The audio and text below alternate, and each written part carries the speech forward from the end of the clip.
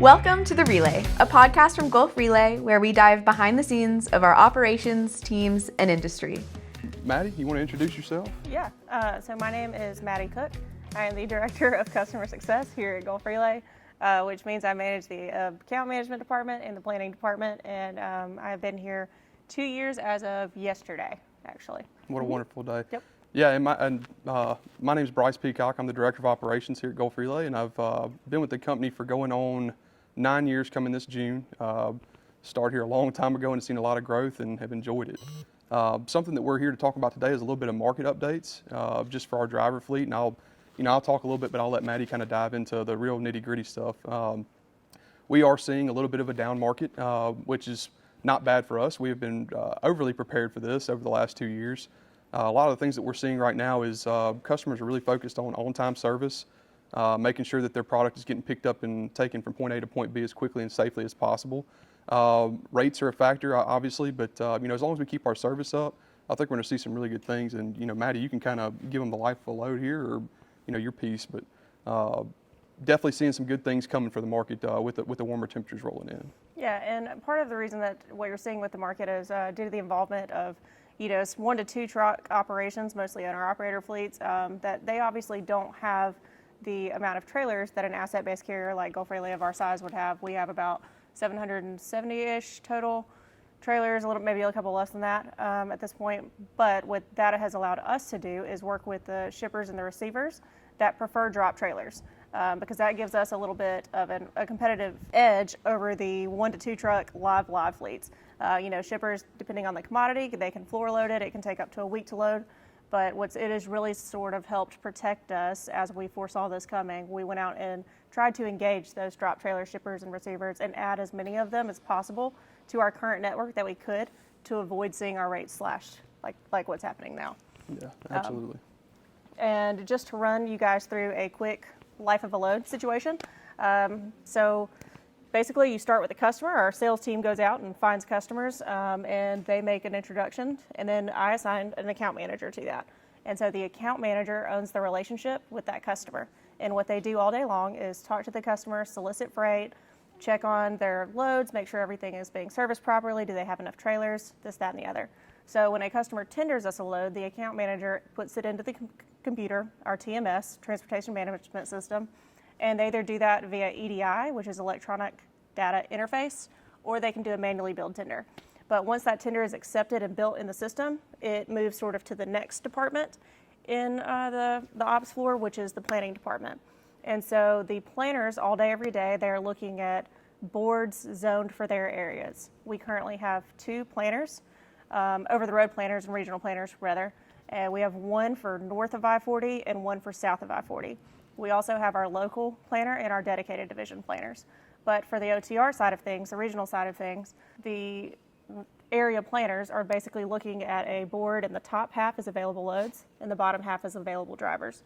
So the planners are looking at the driver's PTA, which is projected times available. They're looking at the driver's expirations, their home time needs, do they have doctor's appointments, how many miles do they need to get.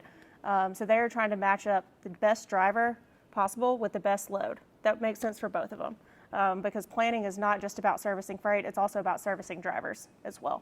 So once the planner has made an appropriate determination of which driver is best for that selected load, they'll plan them. Then it sort of moves down to the next cog in the wheel, which is the fleet management group. And the fleet management group really owns the relationship between Gulf Relay and our drivers. They're their driver's voice within the company while the driver's out on the road.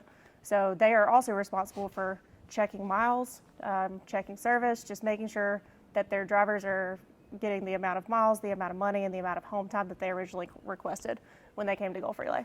So that is a quick synopsis of how it goes from customer all the way to delivery. As Maddie said, there's that's obviously our general operation, but we've got multiple facets going on. We've got a entire local division. We've got a dedicated group, which I'm going to tell you, the dedicated group was brought on in 2021, if I'm not mistaken, and has been a godsend.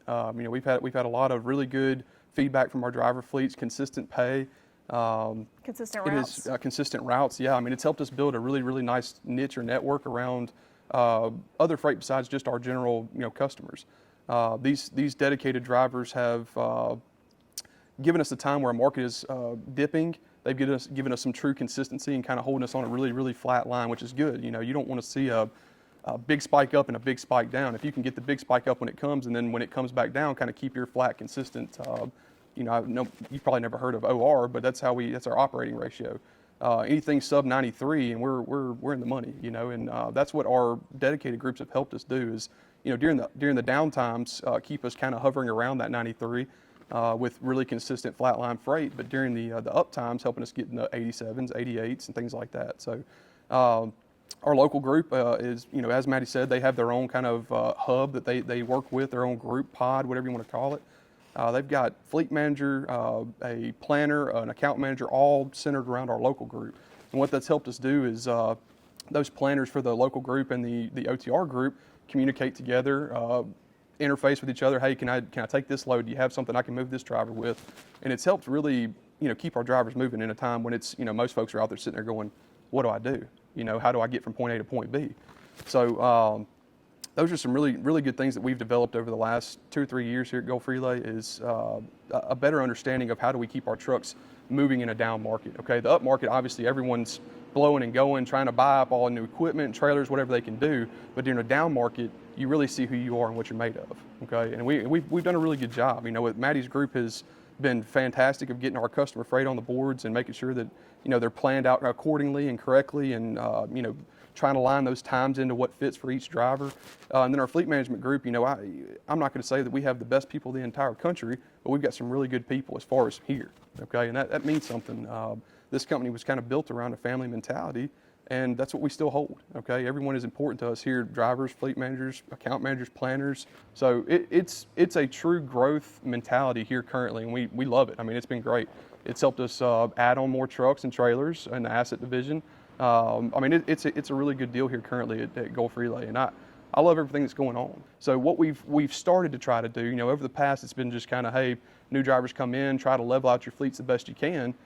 We are trying to devise fleet managers by personality type. Okay, I mean, and personalities are something that you're going to have to mix and match constantly. Okay, because I'm going to tell you, it takes a certain type of personality to fit each driver type. You know, our OTR drivers are a little more hungry, ready to go, get me out, I got to go now. Our regional fleet tends to like to kind of come through the house throughout the week or whatever it may be. Our local group likes to be home every single night. So there's definitely a mentality difference between the three groups. Not to say that anybody's hungrier than the next, but, you know, you have a difference of life. And that's something that, you know, people really don't think about it when they see trucks going up and down the road is driver A may be headed to Oregon to go deliver a load of, you know, a load of vegetables out to Oregon, or coming back from Oregon with a load of fruit or whatever it may be that doesn't have a home to go to. They're out on the road because they want to go make money and build a life later down the road. You have some folks that are very established in a certain area. Let's say some of our regional drivers around the Clinton, Mississippi area. They have families, houses that they've bought, you know, things of that nature that they kind of like to be home throughout the week. And even our OTR drivers, you know, I'm not going to sit here and say that our OTR drivers don't have that. What I'm saying is that it takes personality types, okay? And you've got a lot of folks currently in our OTR fleet that have a go, go, go mentality. Well, it takes a fleet manager that has a go, go, go mentality to kind of house that. Dwayne Cochran is going to be currently our main OTR fleet manager. Ashley Guy is another one of our fleet managers that'll have kind of a mix group, a little bit of regional, a little bit OTR, and then Larry Sweet is currently handling some of our regional / owner-operator group. So as we continue to tighten that network up, Jenna Williams is our owner-operator fleet manager. She's going to be taking over all owner-operators within our company, along with Andy Flanagan, who currently runs our teams. This is a pod that we're building currently. And this is something that, you know, we haven't ever done in the past, but you've got to think your owner-operator group is probably the most, I don't want to call it needy, but that they need things that, you know, company drivers don't, right? They need to know rates. They need to know what fuel is like in those areas. They need better understanding of what loads they're running. Is it profitable for their truck or not? We know it's profitable on our company trucks, but they need to know that in their mind, right? So there's a little bit more information needed from that group. So what Andy and Jenna, and they'll have a third party, once we get this pod built, they will be able to take this group, the owner-operators, the teams, and really run them efficiently and give that information, because between, you know, Andy and Jenna alone, they've got over 15 years experience in just fleet management, okay? So, and then add a third party on top of that, I mean, you can handle up to 80, 90 folks pretty simply with just 3 fleet managers. So that's really what we're gauging towards, is making sure that those people have as much correct information as they can possibly get, while also still having a solid fleet management group to run our OTR, our company OTR, regional, and locals. Maddie, I think that's all we've got for now. Do you have anything you want to add? I do not. Thank you for your time. Always remember, wear your seatbelt, keep your eyes on the road, and keep that phone down. Y'all be safe out there. Stay safe. Thank you very much.